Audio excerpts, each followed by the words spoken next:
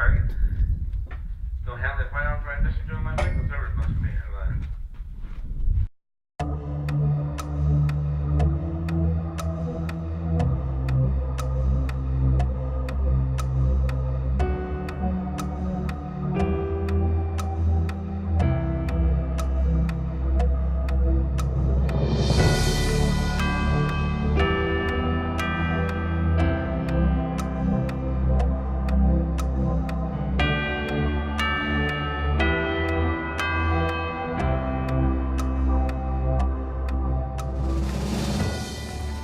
It's Saturday, September 16th.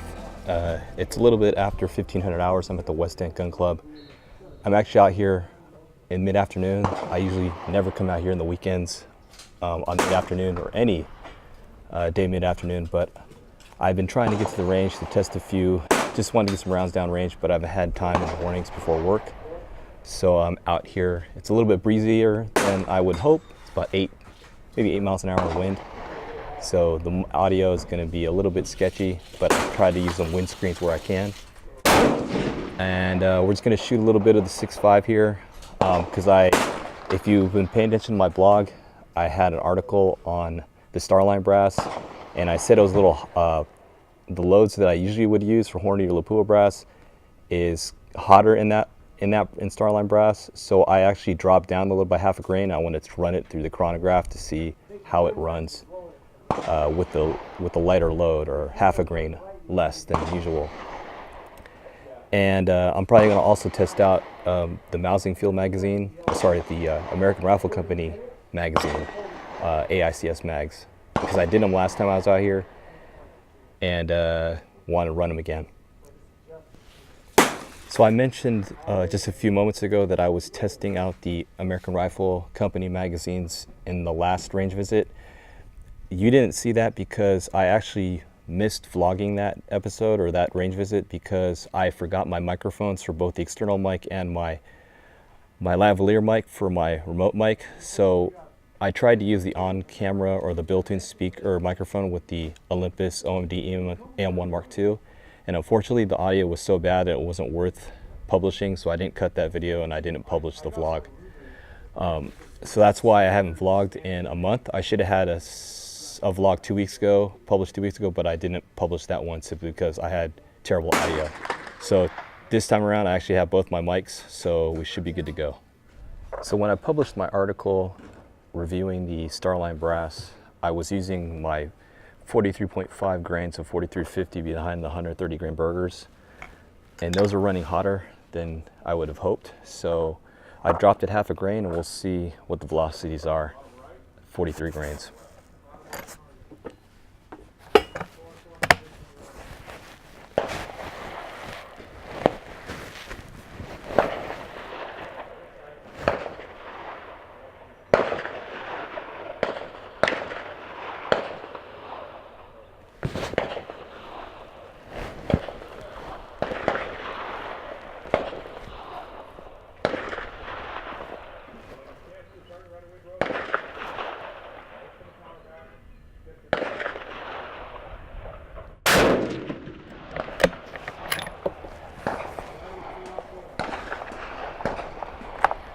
First round is 28 feet per second. Note this is a dirty bore. I didn't clean it since the last time I went out, so the barrel is actually dirty from 2 range visits ago. But I noticed with a clean bore shot, the velocity is usually surprisingly 40 feet per second slower.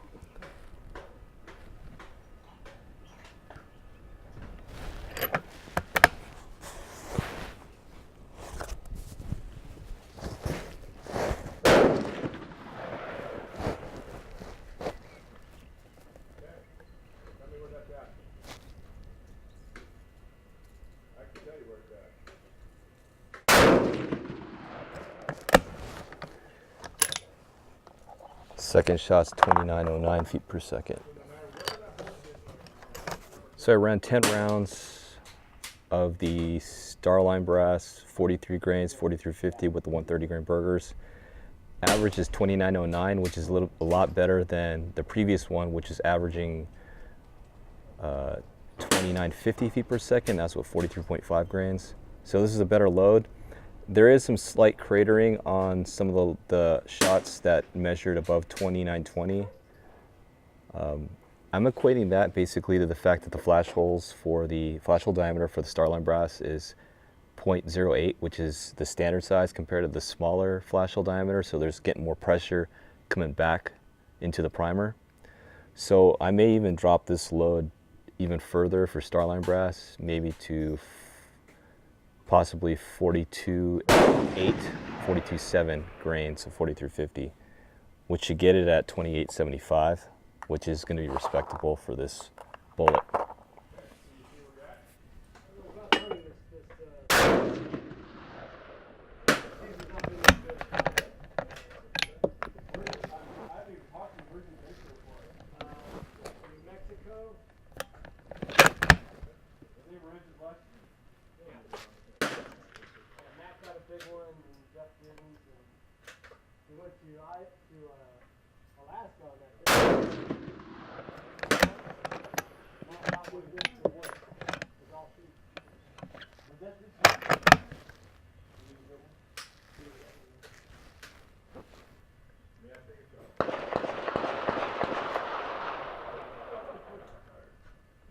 I love hunting, and I never want to stop.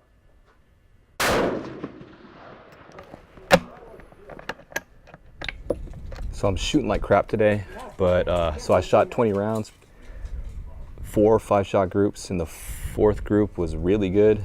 The other 3 were just subpar. But the 20 shot aggregate for the 43 grains of 4350 with Starline brass is 2908 feet per second. Standard deviation 9.3 with an extreme spread of 40, which is terrible. But it is what it is. No, 19 shot aggregate. Sorry, I dropped one due to an error on the lab radar. I don't know why it errored out. But essentially 19 shot aggregate, 2908 feet per second is a pretty good representation of what this ammo is doing. I may drop it down again, maybe go to 42.8. Might be safer for this brass.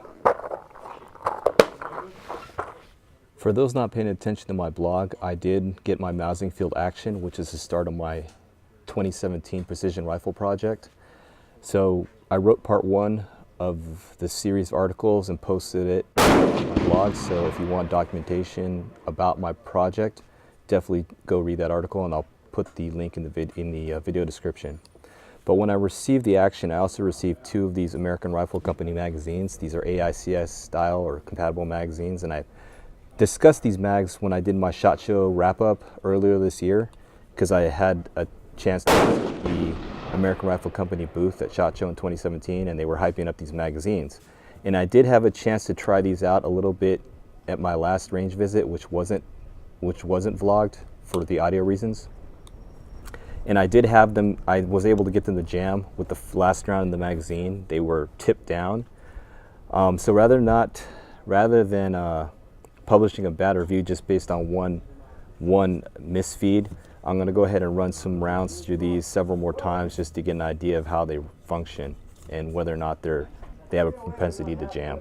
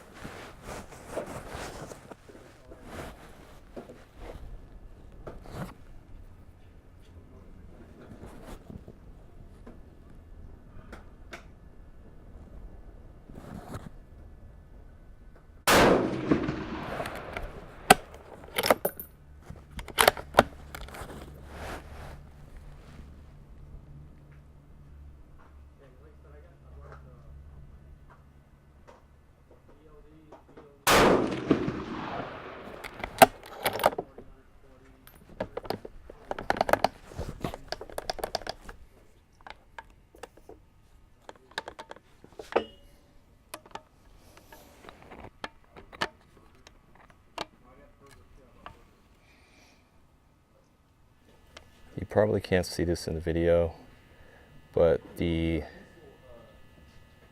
magazine is jamming up. For some reason, the round is tipped down, canted down in the magazine, and it's causing the bolt not to want to ride forward. So other than the fact that the magazines are jamming a little, I'm disconcerted with the fact that those 5 rounds through the 308 were really bad. They were about 1.5 minutes in size. So I'm not entirely sure what's going on here.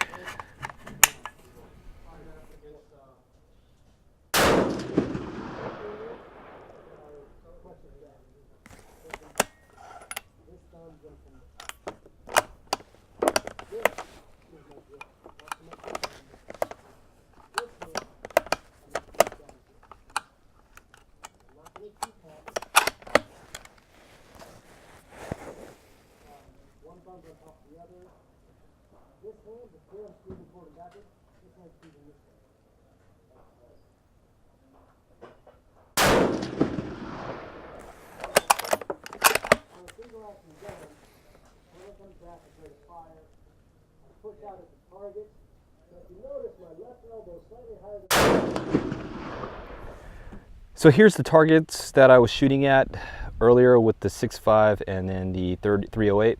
So here's in order 1, 2, 3, 4, 20 rounds with the 6.5 with the Starline brass. So this is my first group, which isn't all that great, but it's still with under 1 minute. Then I started to tighten up pretty well here, second and third, and then the 4th one is really good. So Starline brass with 43 grains of 4350 is pretty good. Just very slight cratering on the primers when it gets above the average when in that extreme spread. So it might be safer to go 42.8. 42.8, and it pushes this this load at around, it'll probably push at 28.75 feet per second. So I might drop the load even further for Starline brass, but all in all, I can get Starline brass to shoot pretty well. So I mean, this is me just getting warmed up, and then second group, third group, fourth group. The 308, on the other hand, I was trying to test those mags, and you saw earlier in the video footage that I was having feed jams with those magazines in the AICS chassis. So I'm not really feeling very very good at all about those American Rifle Company magazines. I'm gonna mess around with them a little bit more and then go online and discuss them in the forums, because I know some other guys had some issues with them. But it's a little disappointing, to say the least, that those mags don't shoot well. Obviously that action should shoot fine. I'm hoping there's no problems with the action, but that's at the gunsmith right now, and hopefully I'll have that in the next month or so, next 3 weeks, 4 weeks, and then we'll see how good that action shoots, the Mousing field. But anyway, the magazine problems aside, this was the first group that I shot with 308, then I shot this and then this.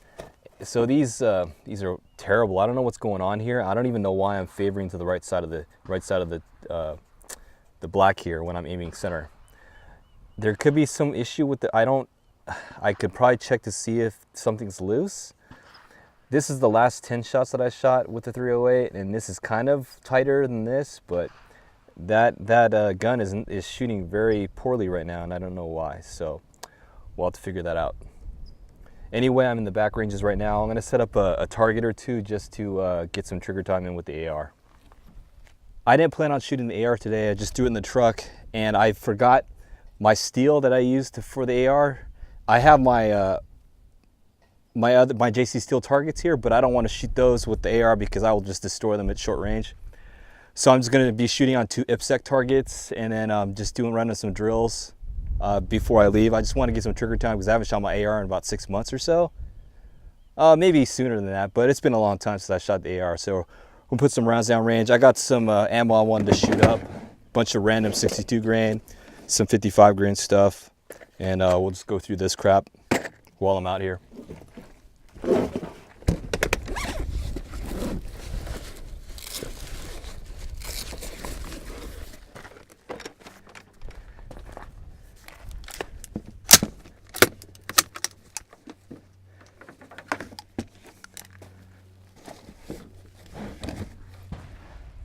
So the wind is about on par with what darksky.net claims or forecasted. for those who aren't familiar with darksky.net, it's just a website. They used to be called Weather.io or something of that nature, but they have some pretty accurate weather forecasts compared to anybody else I've used. So whenever I want to see wind conditions for the range, I usually plug in a waypoint or a checkpoint that darksky.net actually has in their database, and it's pretty much dead on. So today I think it was pretty much 3 to 5 miles an hour all morning up until around 2 o'clock when it was going to pick up until about 8 miles an hour, which is where it's going to peak at 5, and it's about 5, yeah, just after 5 right now. So it's going to peak at 8 and just start to dip down again. And that's the tendency for West End Gun Club, is usually if it's not windy at West End, it's usually not windy in the morning, and then it just gusts in the afternoon and it dies down at night. But when it's windy at West End, it is windy. So I'm just going to run through some drills. I haven't even shooting the AR at all, and frankly, I do need some practice here because it's been a while.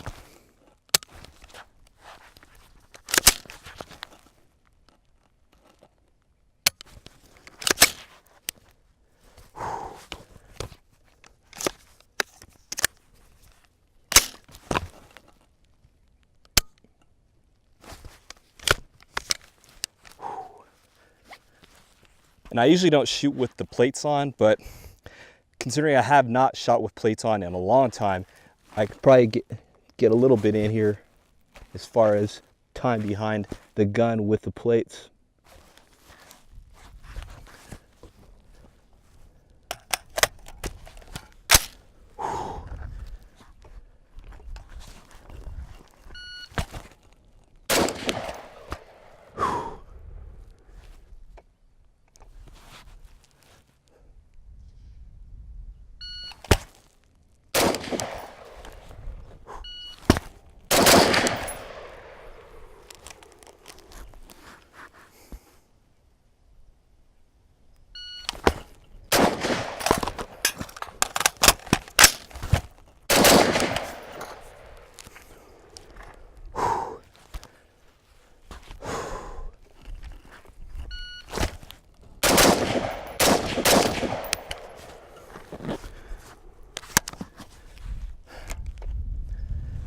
So the whole time I was shooting those drills with the buttstock fully compressed, which is why I feel all awkward as far as trying to get the pocket correct and the way my body is shifting with relevance to the target as far as blading, semi-bladed, or squared up. So I think that explains why it felt all weird, not just because of the plates.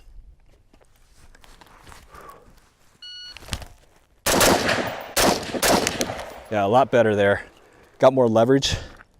So a long time ago, people were claiming that you should shoot really short stocks. But the problem is when you have that short stock, you have less of a pivot point. So on the recoil, it's closer to the body, and so it lifts up more. And I found that, at least for me, if I am to extend the stock a little bit more and fully extend and come back like 1 or 2 points, I get more leverage on the gun. I can get the gun out away from me, and the recoil impulse is farther away from the body. Therefore, there's less torque, so I can control the rifle a lot better. That's just me though. So as you can probably tell behind me, the sun is starting to go down. It's still, sunset is until around 1900 hours, but there's a we're in a canyon obviously, and so there's hilltops, the ridge tops, and the sun is about to go over that ridge top we're right smack dab against, so it's going to get a little bit dim here. And so I'm going to dump a few more mags, maybe just 1 or 2, and I'm going to get out of here.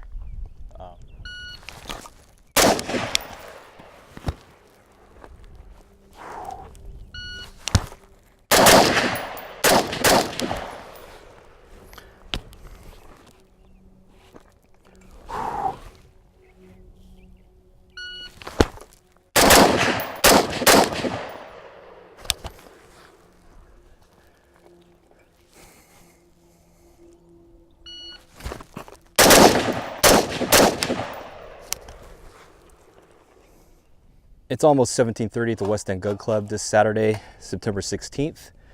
I put down about 120, 150 rounds through the AR, so I figure I'm gonna call it a day. Gonna try to get through traffic, get home, get something to eat. But so far, today's range session, just impromptu. Very happy with Starline Brass. I'm gonna, my 6.5 Savage is shooting pretty well. But what's disconcerting me from today's range session is one, the American Rifle Company AICS mags are having issues.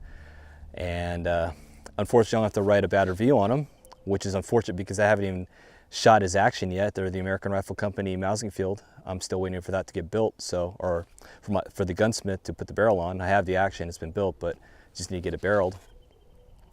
I'm not too concerned about the action, but the magazines, I've heard some word of mouth from forums that the magazines are having issues for other folks, so I guess I'm not the only one. So that's one disappointment today. Two is my 308, the AICS Remington 700. Don't know why it's shooting all wild today. Could be me. I don't know. A little concerned about that.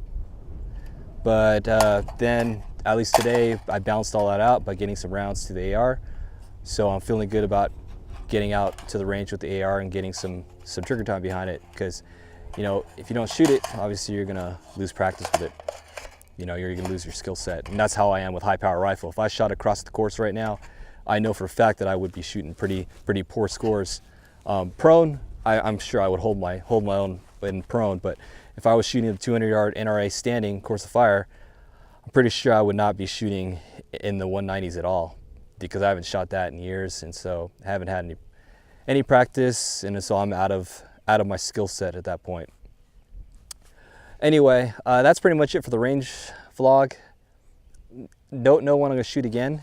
No plans or anything. Tomorrow they're having that PBR match here that I vlogged about the last vlog, the West End Precision Bolt Rifle match. I didn't register for that one, just didn't feel like shooting it this month. I may shoot it next month. I'm hoping to have that Mousing Field, my action barreled in the next 3 to 4 weeks, and then hopefully I can write the part 2 of that article regarding the my 2017 precision rifle project. I can post the update to it when I get it all put together. Yeah, but if you haven't seen part 1 of that article, definitely check it out on my blog at okabj.net. Again, I'll link the article in the video description. For anyone wondering about the beard crap, it's been like 5 or 6 weeks, I think. I haven't been keeping track, but someone challenged me at the office to just grow the hair out a little bit, so I have to shave my head. I can't have hair on my head, so I have to shave that off. But I'm gonna see how long I can keep this facial growth going, but I don't think it's gonna be that long.